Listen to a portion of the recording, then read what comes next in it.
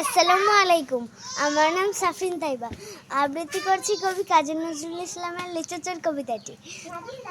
বাবুদের তাল পুকুরে, হাবুদের ডাল কুকুরে, সে কি বাস করলে তারা, বলি থাম একটু দাঁড়া।